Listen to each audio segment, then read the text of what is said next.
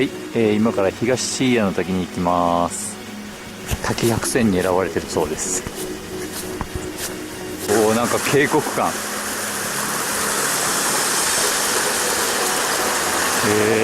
ごいすごい。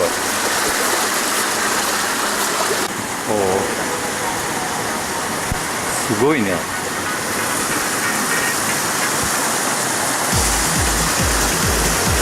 滑り台やん。すごいね。確かにこれはいいよ。こんな感じです。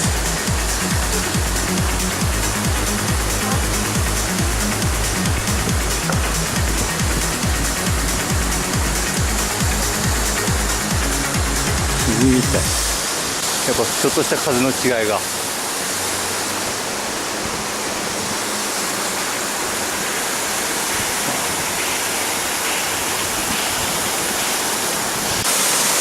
帰りもいい感じ。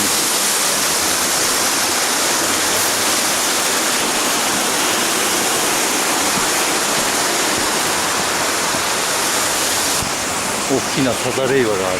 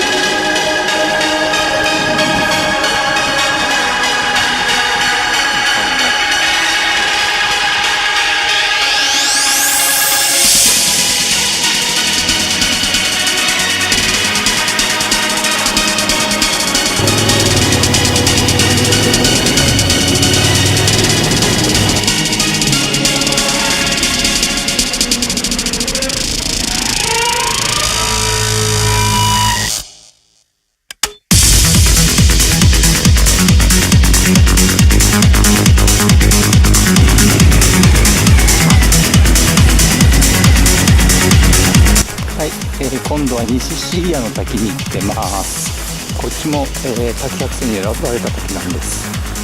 なんかすごく突端なんだけど、なんか千葉のあれノコギリ山だったっけな、あそこみたい。あ、右手にもう僕の目には視界に入ってます。うわすごい。うわ渓谷だこれ。じゃーん。おおすごいね。あ、白糸の滝みたい。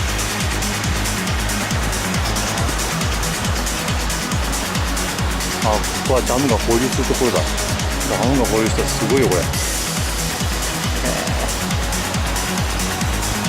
すごい。